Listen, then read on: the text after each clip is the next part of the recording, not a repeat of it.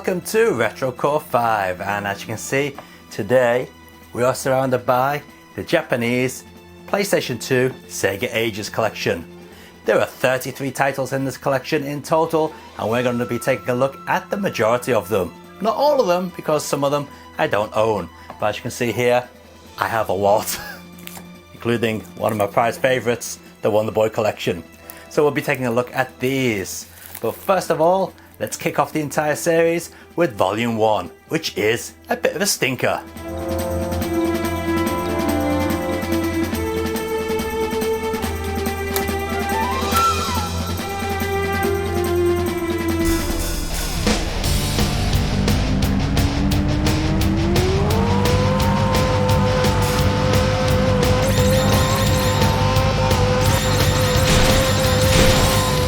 We'll start off with Volume 2 because I don't own Volume 1. This is Monaco GP, a game based upon Sega's 1979 arcade game of the same name. Many of the early Sega Ages games on the PS2 were awful thanks to poor developers. This game is no exception. Up until Sega took over with talents such as M2 and others from the release of Decathlete Volume 15, the Sega Ages 2500 series was handled by publisher D3 Publishing, with ports handled by No Mark Studios or Not Great Studios such as Tamsoft. Guess who made this crap? Well, Monaco GP offers two play modes, Arcade and Original. The Original has you racing down a straight road with everything being covered in Semtex. Why, you ask? Well, just even breathing on anything will explode your car. This is so annoying, especially when it's an AR car that's spinning all over the track and just happens to crash into you. Yes, I know the arcade game does that, but at least that had charm, unlike this. The original mode is even worse. Now you race around the course, but in order to turn corners, you actually have to rotate the track. This is really fiddly to do. I just couldn't get the hang of it. At least you no longer explode on contact with other cars. Bloody awful.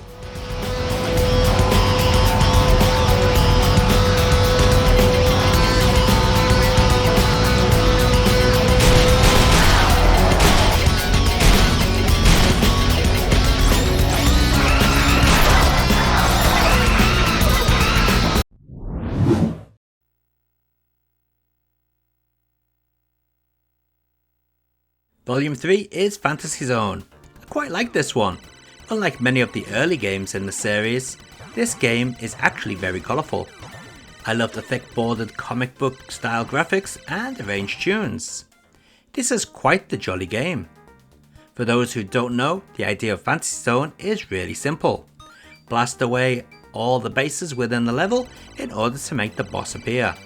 Kill that and off to the next stage you go. Killing enemies results in them dropping coins. Make sure to collect as many of these as possible. Every now and then a shop will appear.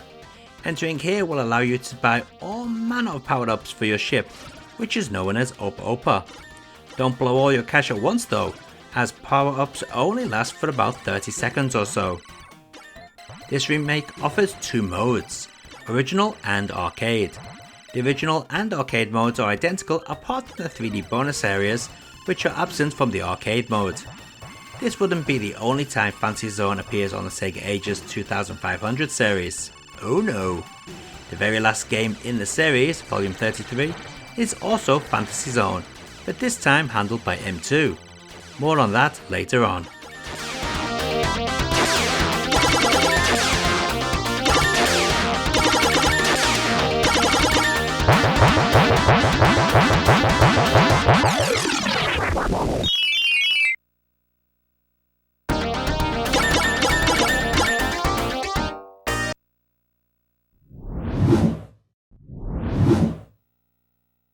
Here's another one that got two releases in the Sega Ages on PS2. This is Space Harrier, and isn't it bloody ugly? Thankfully we can turn off that horrid floor for the original style. Even with this though, the game is still bad. Well, I mean, it isn't as bad as, say, Rainbow Cotton on the Dreamcast, but still, it's not Space Harrier, and that's the big problem. For some reason, we now have power-ups which do nothing to advance the gameplay. The different weapon types are next to useless, and the rapid fire option slows down if you use it too long. What's the point in giving the player a rapid fire option if you're only going to penalise the player for using it? Another big issue with this version is that Harrier is often in the way, meaning you can't really see what's coming towards you. The original game never had this issue because everything was spaced out correctly. Talking about the original, the dragon boss and the bonus stage dragon move really nicely. Just look at the state of this. I've seen more realistic movement in a blind man production of a marionette show.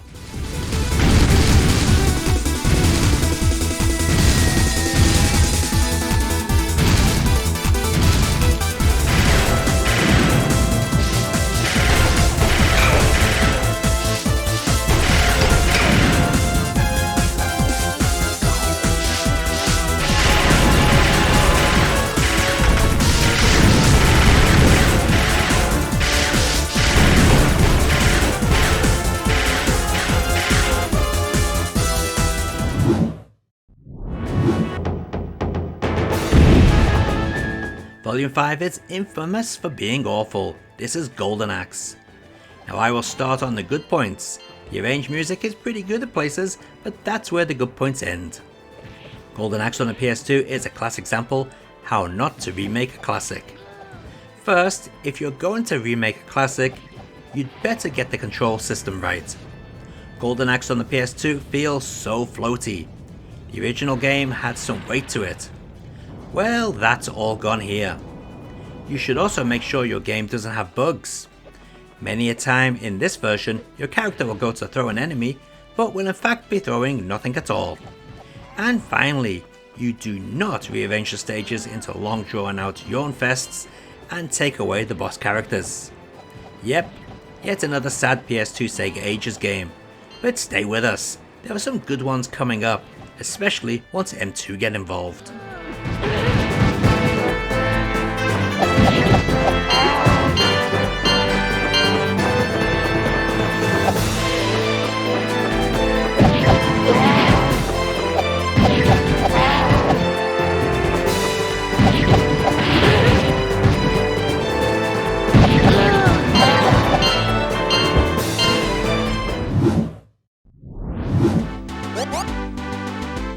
The 6th volume brings us 2 games on one disc, Tanto R and Bonanza Brothers. Tanto R was also part of the Sega Saturn Sega Ages lineup. This is one of those party games. Fun for a while, but the main attraction here is Bonanza Brothers. In this game you play as a couple of cat burglars, out to grab as much as you can without alerting the guards.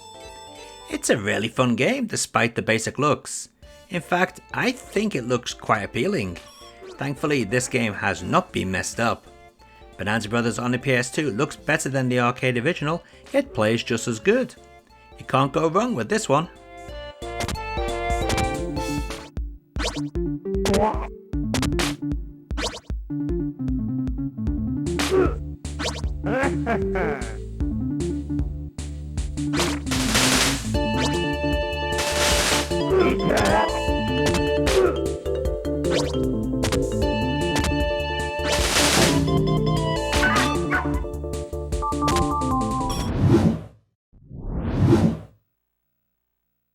Okay, we're skipping Volume 7, which is Columns, and moving straight on to Volume 8, Virtual Racing Flat Out. Before the Switch version of Virtual Racing, many thought this was the best, although I personally think the 32X version plays better.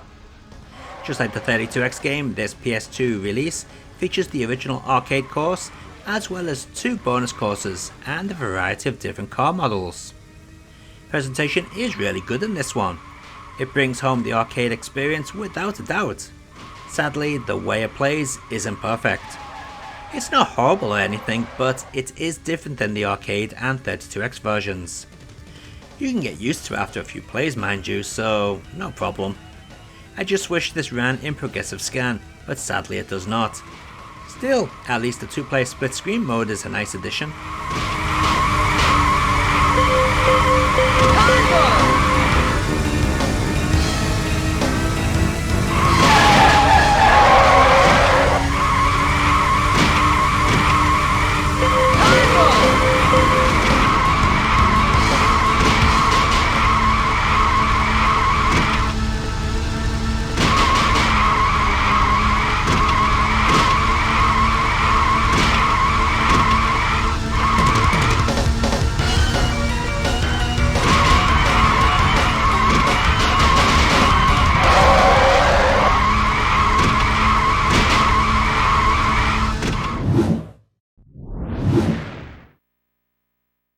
Game Ground made it as Volume 9.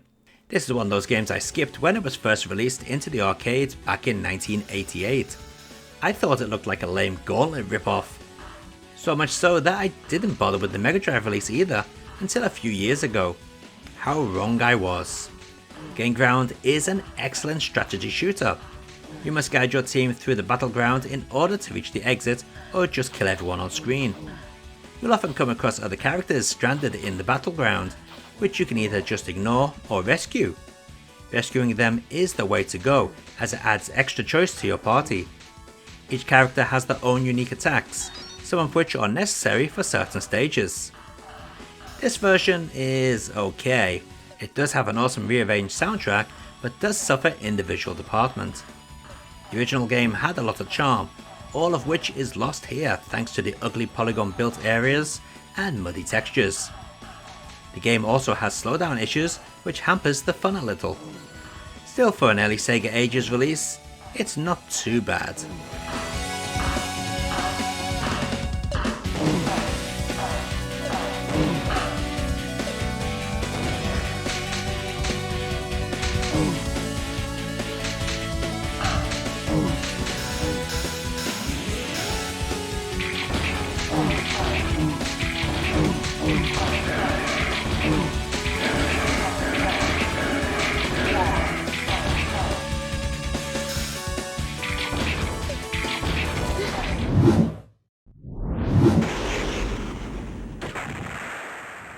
The big 1-0 is next, and Afterburner 2 is the game to get the special treatment. This is surprisingly quite the bare bones port. We get real 3D graphics now with dull textures rather than sprite scaling, and that's about it. The core gameplay is pretty much left intact, well, mostly. You see, the controls once again are not right. They seem a little floaty yet bearable. Gameplay modes consist of arcade and extra. The extra mode is pretty much just the arcade mode, but now with a selection of fighter planes. Or, as the game options call them, ships.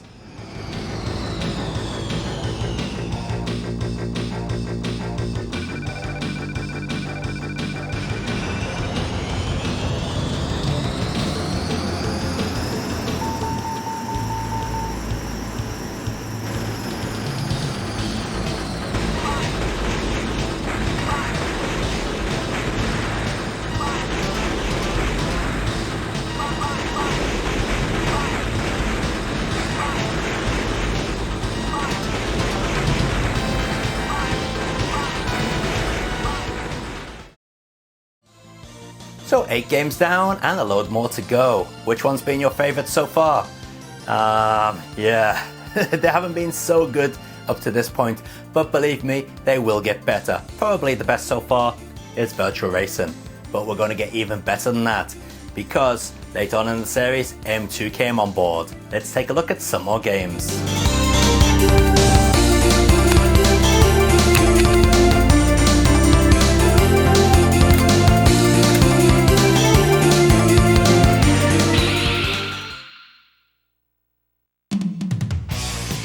So far, every game in the series has been an arcade port, well besides Volume 1, Phantasy Star, which was a Sega Master System port.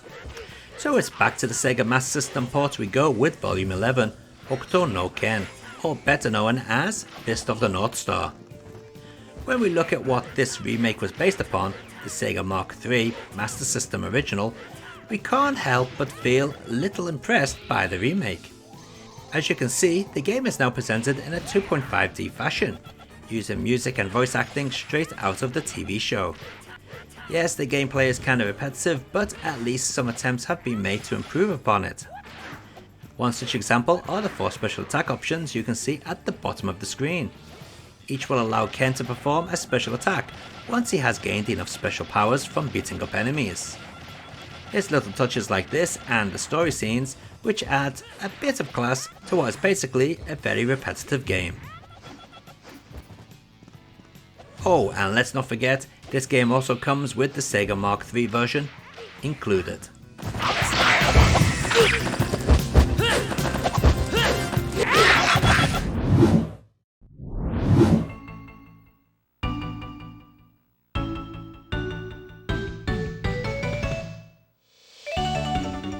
Next up is Boipoiro II. This is probably one of the weakest games in the newer half of the Sega Ages 2500 series. Basically what we have here is the arcade version with a horrible blur filter over the graphics, and a few extra modes which aren't really that much of a big deal. Yep, nothing to see here.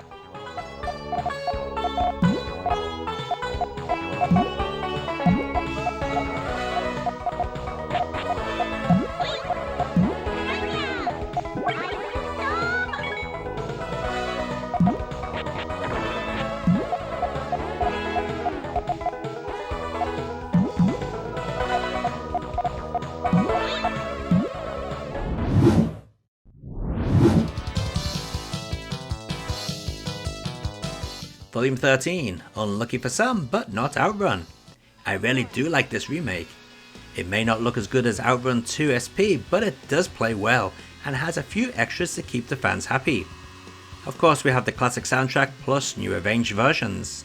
We also get an arranged game mode that features new stages and throws in a rival system quite similar to Outrun 2 SP. Oh, and let's not forget the important option of being able to play the Japanese or overseas version of the game.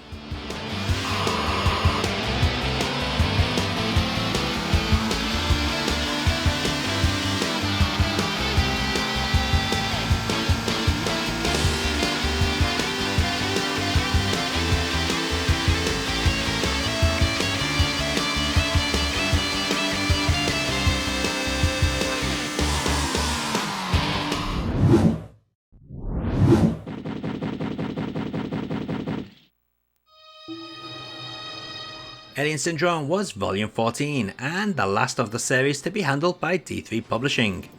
Sega had had enough and took back the reins after this one. I do like Alien Syndrome, the arcade game, but I hate this one. The game is flawed in so many ways, biggest of which is having too many enemies on screen and having them oversized. This makes the game feel claustrophobic. There is no fun in having to squeeze past a load of massive enemies because it's easier to do than actually battle them.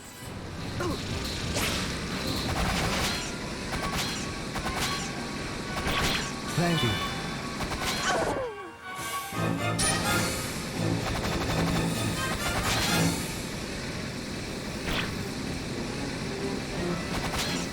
Option. Thank you.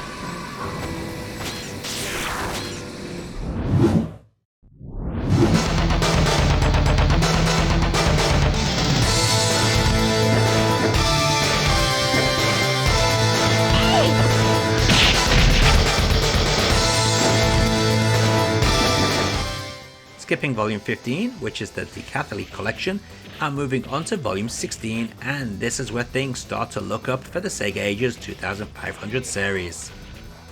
D3 Publishing is out and Sega is back in charge, and it shows with this remake of Virtua Fighter 2.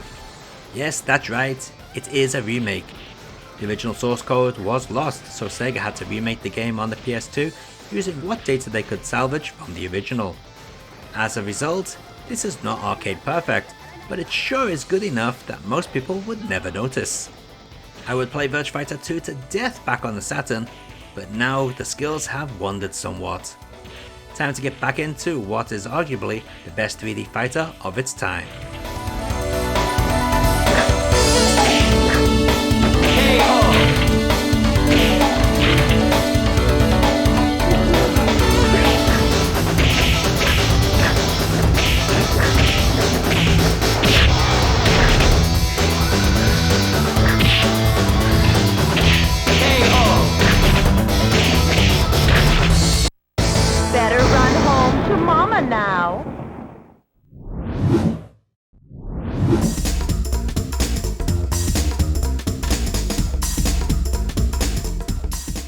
Sticking with the fighting games comes Fighting Vipers as Volume 19.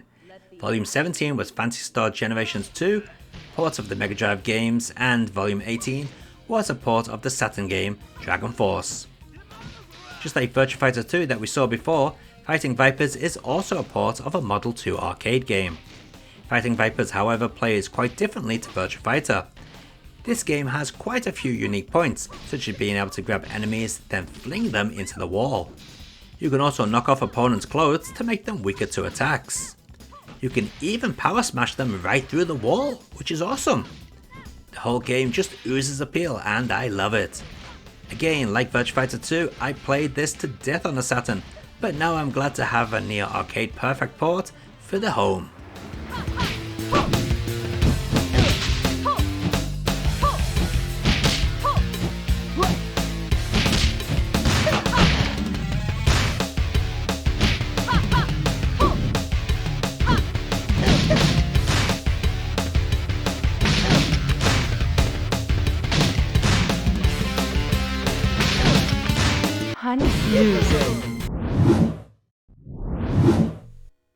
Skipping Volume 20, which is a collection of Space Harrier ports from the arcade, Master System and Game Gear, and straight on to Volume 21, which contains 2 games, SDI and Quartet. Now this is quite the cool package because not only does it contain the original System 16 arcade titles, but also the Sega Master System ports. But it gets even better than that, because we get a whole slew of options from video modes, regional variations, and artwork, plus sound tests and even super plays. Yes, we can see a lot of love went into this package, and it just goes to show what difference a developer who cares can make.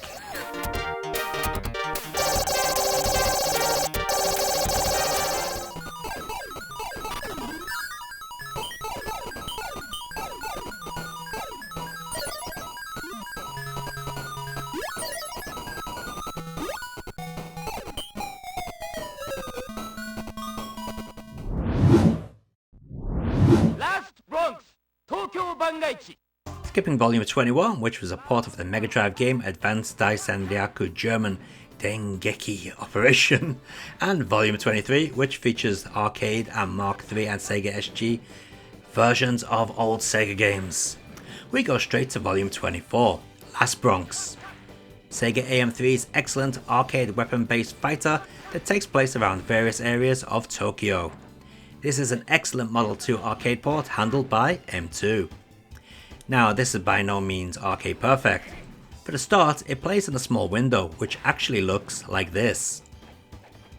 But we do get a choice of playing at 60 frames per second or the 57.9 frames per second of the original arcade game. We can also choose between 480i and 480p screen modes. Sadly, due to licensing issues, some of the advertisements from the arcade original and Sega Saturn version have been replaced. However, if you've never played the original, you'd never know. This port also comes with some cool sample replays, so you can get an idea of how to pull off a few of the more tricky combos in the game. Overall, this is a fantastic port, just with a few graphical glitches here and there.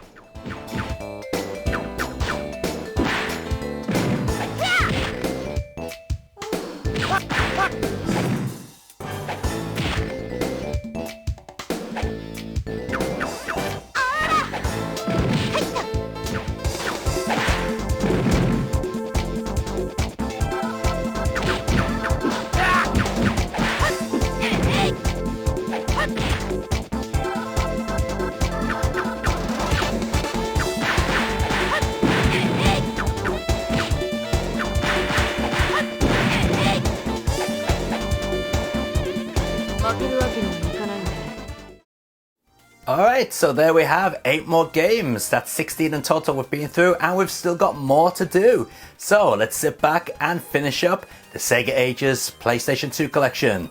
They're holding 30 hostages inside, including the president's daughter. I repeat, they have the president's daughter in there. We have to get her out as soon as possible. Volume 25 was M2's port of the Mega Drive, Master System and Game Gear ports of Gunstar Heroes. I don't own that, so on to Volume 26, which is a port of Dynamite Decker. This is no normal port though. The arcade game is basically a Sega Saturn, so what we have here is an all new enhanced version bringing it more in line with the Dreamcast port of Dynamite Decker 2. Of course, this PS2 port has a mountain of extras, such as the original Saturn TV ad, art gallery, Saturn mode, which isn't actually 100% accurate to what a real Sega Saturn looks like, but what are you gonna do? There are also bonus modes such as the arrest mode, where you can only arrest people, one-shot kill mode, deadline mode, and altered beast mode, which has you play the game as Wolf Beast from the awful Altered Beast remake. And let's not forget the addition of Sega's Periscope. That's in here too, but now presented as an actual arcade cabinet. As for the game, well, it plays just like the original version, and that's no bad thing. You can punch, kick, shoot, arrest and beat down enemies with all manner of pickups. This is one scrolling fighter that doesn't take itself too seriously. Recommended for sure.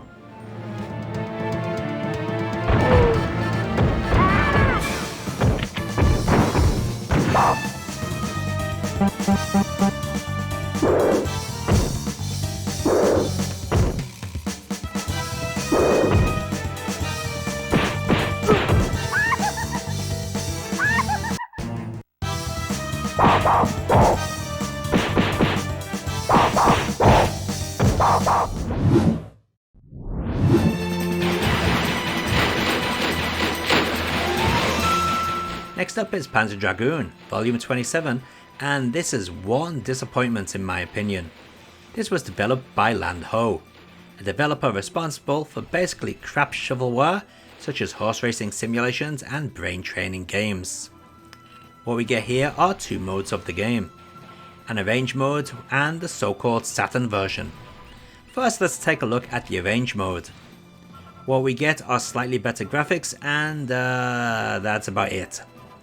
The gameplay is stiffer than the original Saturn game and everything just feels off. The water effects of this first stage look awful too, glitchy as hell in some areas. Let's take a look at the so-called Saturn mode. This mode is really cheeky because it starts up making you think it is Saturn emulation or something, but it's not. This is not the Saturn version of the game. It may be using the Saturn's texture data, but the gameplay mechanics and the gain the water is all wrong. Let's take a quick look at the true Saturn version running on a real Japanese Sega Saturn side by side with the PlayStation 2 version. As you can see, the water is way better on the Saturn game. The Saturn original also uses translucent effects on the lock-on laser, something missing from the PlayStation 2 version. The Saturn game plays much nicer too. Everything feels smoother with attacks locking on in a more reliable way.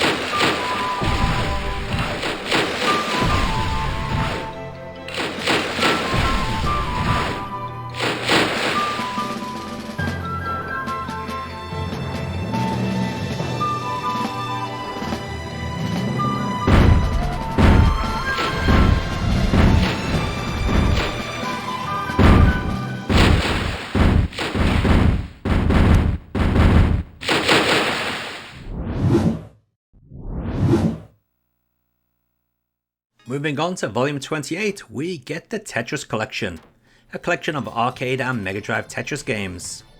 In addition to the latest version, Tetris New Century, that complies with the 2006 version of the rules, we also get Sega's System 16 version of Tetris and the System E version, as well as the unreleased Mega Drive port.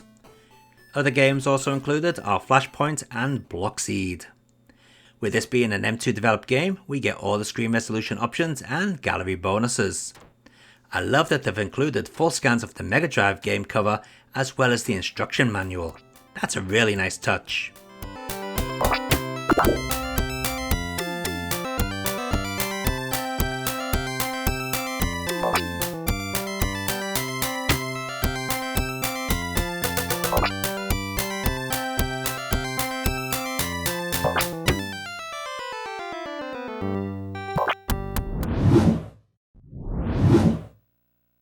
Volume 29 is a fantastic collection that every die-hard Sega fan would love. This is the Monster World Complete Collection. This awesome collection covers Mega Drive, Master System, Game Gear, Sega SG-1000 and arcade versions of all the games where available. There's even Japanese and Western versions of each game if they exist. So much to see here.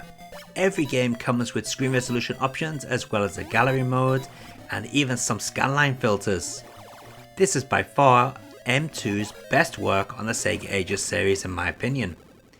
They could have easily released this across 2 volumes, but no, they've given Wonder Boy fans the ultimate package right here.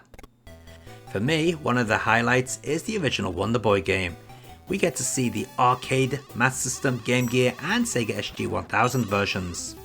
It's fantastic to see so much love has been put into this collection. I'd thoroughly recommend it.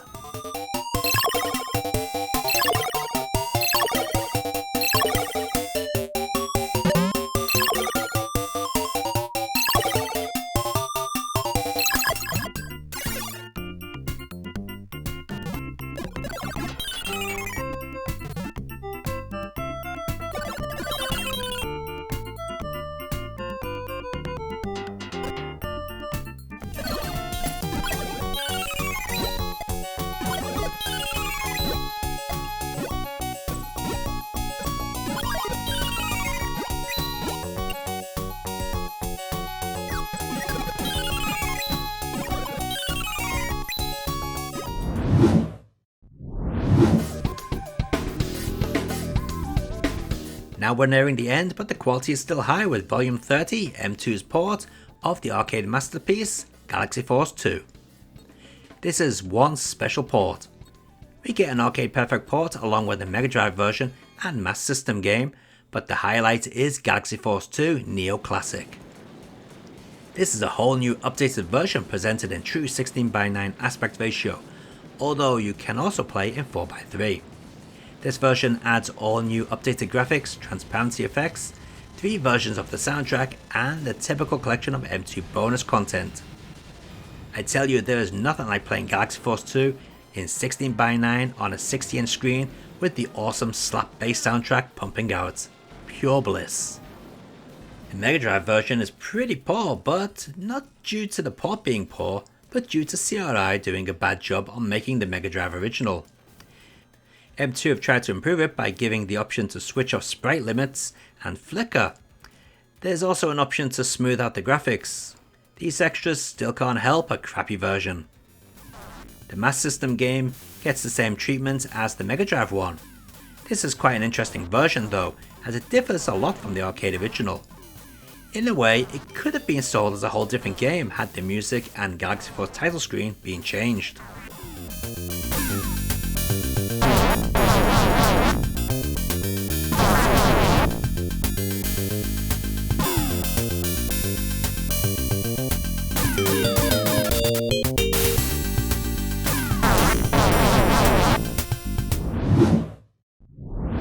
Presented by Sega.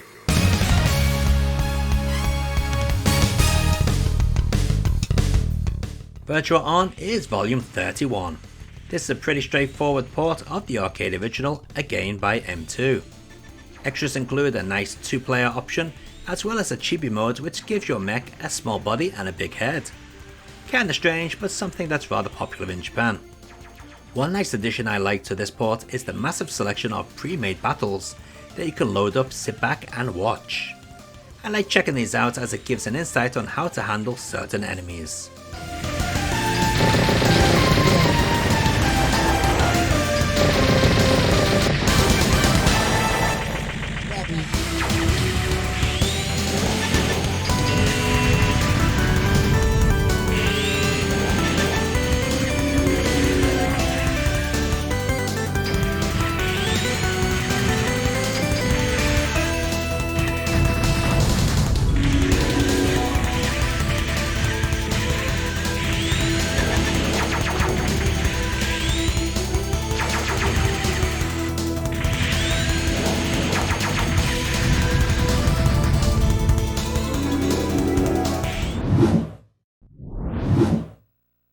Volume 32 is the Fantasy Star Collection, however I don't own that one, so straight on to the final game in the Sega Ages series, the Fantasy Zone Collection.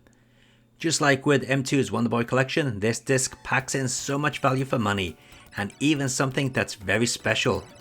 There are 5 Fantasy Zone related games in this collection, being Fantasy Zone 2, Opa Opa, Galactic Protector, and Super Fantasy Zone. Of course, arcade and home ports are included for those games that have them, as well as Japanese domestic and overseas versions. A brand new version of Fantasy Zone 2 run on Sega's System 16 hardware is also included within this package, as well as a secret title, Fantasy Zone Neo Classic, which enhanced graphics and sound based upon the Famicom Fantasy Zone game by Sunsoft. Oh, and here's some interesting trivia for you. Did you know that this release is considered to be the last PlayStation 2 game in Japan recorded onto CD-ROM media? Everything after this was on DVD media.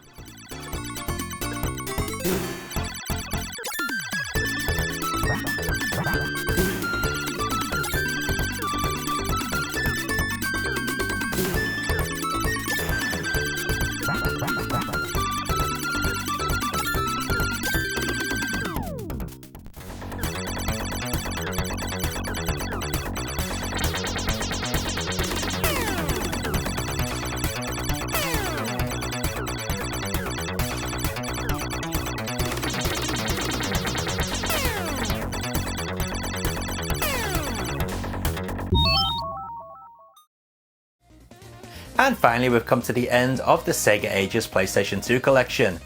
Yes, things did start off a little bit dodgy with D3 Publishing handling everything, but once Sega saw the light, got rid of them and brought in M2 and other quality developers, things soon picked up. I'm so glad Sega did that, otherwise we probably would never have seen quality home conversions of Virtua Fighter 2, Last Bronx, Fighting Vipers, and even some really good Sega Saturn remakes such as Panzer Dragoon. So yes, Sega finally did pull their finger out, if only they did that from the very beginning. What did you think of the Sega Ages selection on the PlayStation 2?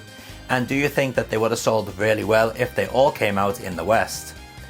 Well, sadly that wasn't the case, but who knows? Maybe they would have been a big hit, or maybe people just would have thought, nah, we don't want these, we want our Call of Duties and Grand Theft Autos. Anyway, take it easy guys, and I'll see you in the next Retro Core special where we'll be taking a look at the PC FX. Oh yes, that machine.